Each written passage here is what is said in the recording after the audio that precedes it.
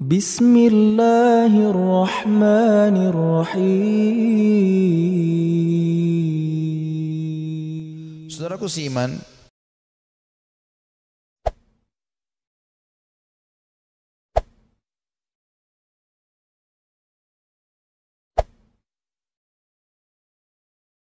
kita coba akan lengkapkan bahasan ini dengan kisah-kisah bagaimana orang salafus salih dulu yang pernah berbuat dosa lalu mereka bertaubat, ya. Bagi orang yang masih melakukan kemaksiatan dan berpikir bahwasanya susah untuk bertaubat, tidak ada yang susah teman-teman sekalian. Kita akan kisahkan sekarang seorang tokoh tabi'in yang masyhur, Fudail bin Iyad rahimahullah. Orang ini sangat unik ceritanya. Karena dulunya dia adalah perampok jalanan. Saking mahirnya dia mencuri dan merampok sampai dia tidak butuh tim, sendirian. Dikatakan dalam kisah ini Fudail bin Iyad sendirian, tidak butuh orang-orang lain untuk membantunya. Dan setiap kali ada kafilah mau lewat di tempat Fudail pasti mereka ketakutan, lebih takut daripada melewati tempat yang lain. Karena Fudail bunuh, ambil hartanya, gak ada toleransi. Dan dia satu orang bisa mengalahkan sekian banyak orang dalam duel dan berperang. Sampai satu waktu ada satu kafilah, satu malam Fudail bin Iyad lagi nunggu-nunggu, ya. Ada mangsa yang lewat, dia ingin mengambil dan merampok dari mereka. Di tengah jalan subhanallah, atau pas lagi nunggu ada kafilah yang lewat, bukan tengah jalan, ada kafilah yang lewat.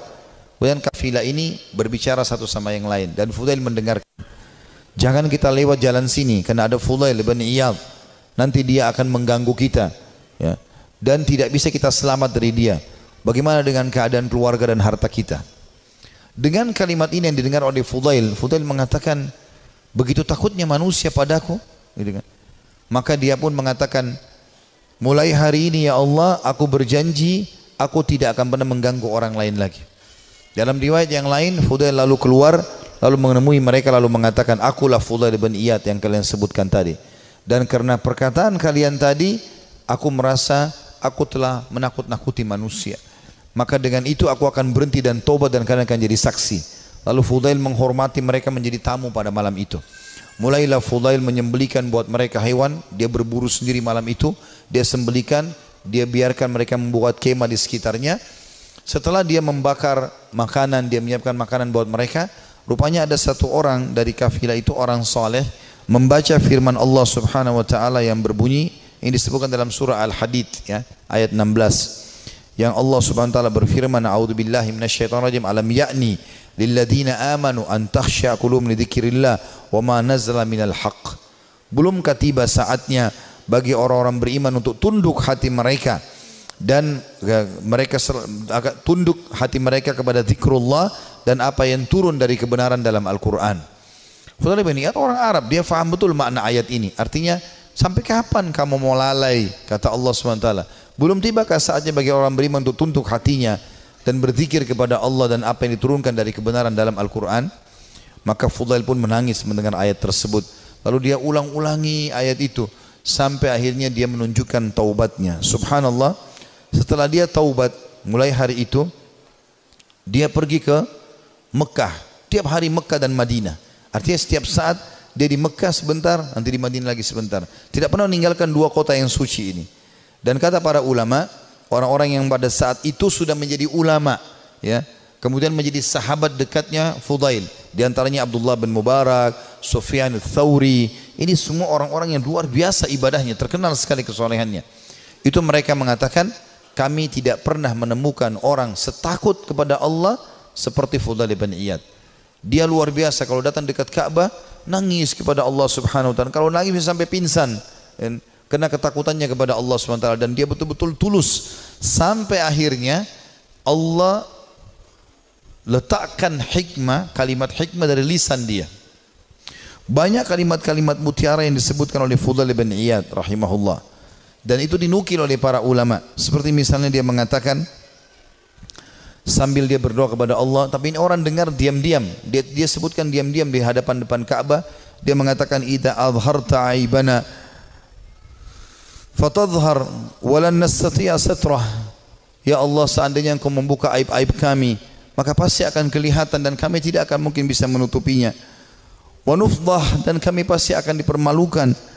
Wa idza adharta a'malana fanuhlik bi'adzabik, dan kalau seandainya engkau memperlihatkan amal-amal kami, akhirnya orang jadi puji-puji kami, maka kami akan binasa dan kami akan kena hukumanmu. Kemudian dia juga menyebutkan dalam statementnya yang masyhur setelah dia taubat, kamu berhias untuk manusia hai Fudail, berdandan untuk mereka, dan terus saja riak pamer ibadah-ibadah sehingga mereka menilaimu saleh, mereka menunaikan kebutuhanmu, kemudian melapangkan tempat duduk untukmu dan bermuamalah denganmu karena mereka salah duga. Kamu buruk bila demikian adanya. Artinya orang-orang akan menilai kau seakan-akan kau itu orang soleh, padahal sebenarnya tidak. Ya. Dia terus menasihati dirinya agar jangan sampai dia lalai. Ibnu Mubarak berkata, Abdullah bin Mubarak setelah melihat ibadahnya Fudail bin Iyad yang tadinya penjahat besar, perampok jalanan, suka membunuh dan merampas harta orang, sesungguhnya Fudail merupakan bukti kebenaran kekuasaan Allah Azza wa Jal yang memuncul dengan Allah atau Allah memunculkan hikmah melalui lisannya.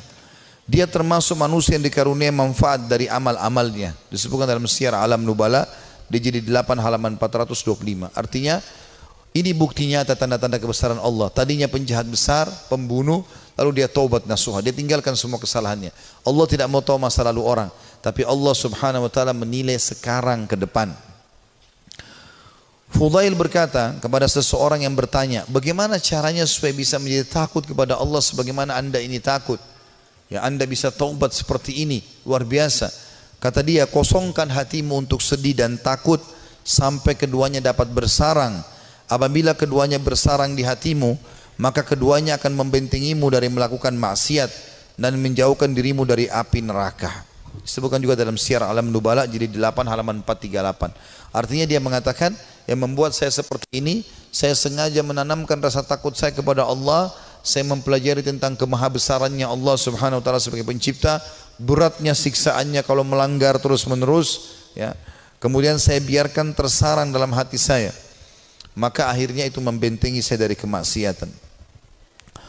Dia juga berkata, sedih karena Allah di dunia menghilangkan keresahan di akhirat, dan terlalu gembira di dunia menghilangkan manisnya ibadah.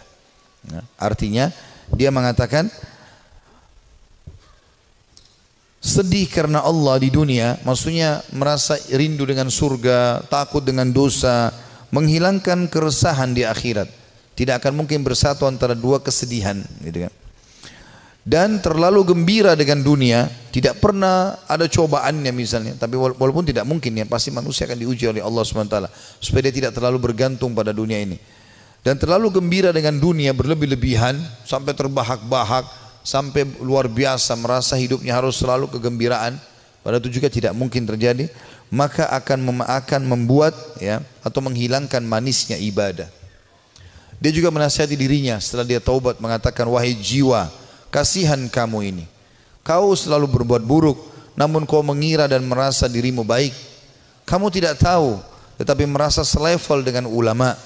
Kamu kikir, tapi kamu merasa dirimu dermawan.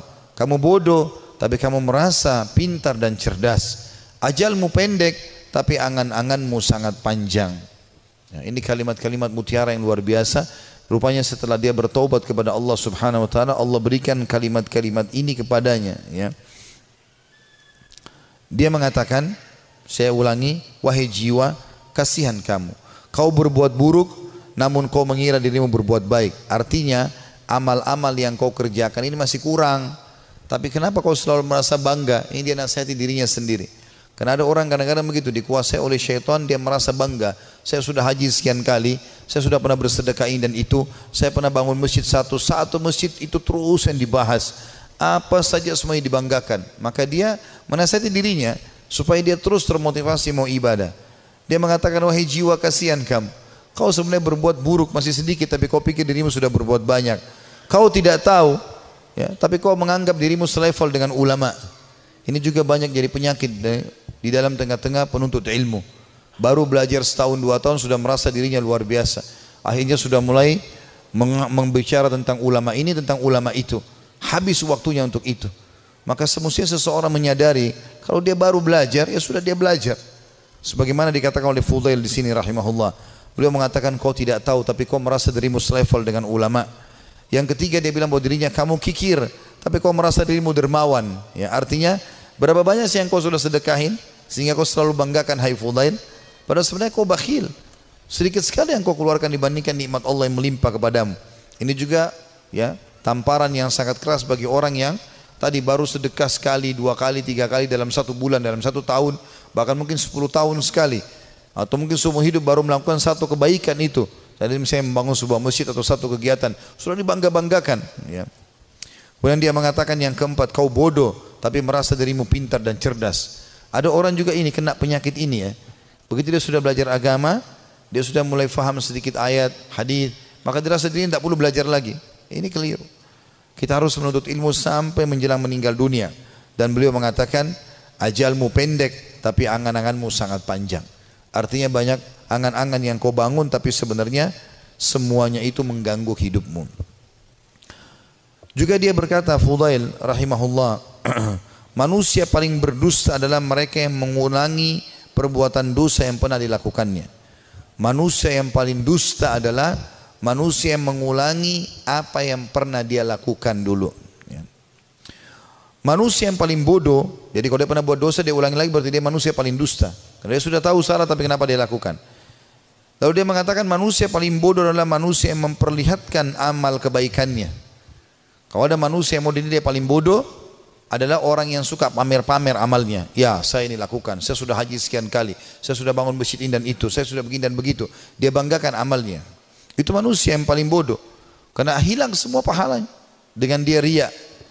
Lalu dia mengatakan manusia yang paling dekat dengan Allah yang paling takut kepadanya.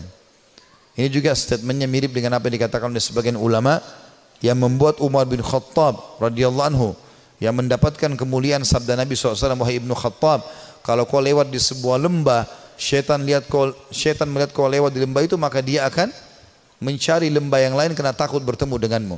Kata ulama, syaitan takut dengan Umar bin Khattab padahal Umar enggak melihatnya. Bertemu dengan Umar aja syaitan cari tempat lain. Jadi jangankan menggoda, yani dia bahkan menghindar dari Umar padahal Umar tidak melihatnya. Karena rasa takutnya Allah SWT kepada Allah. Karena rasa takutnya Umar bin Khattab kepada Allah Subhanahu wa taala. Jadi siapa yang takut kepada Allah, Allah akan buat ya seluruh makhluk takut kepadanya. Dan siapa yang tunduk kepada Allah, Allah juga tundukkan makhluk kepadanya. Ya, semua itu siapa yang cinta kepada Allah, Allah akan buat makhluk cinta kepadanya dan seterusnya.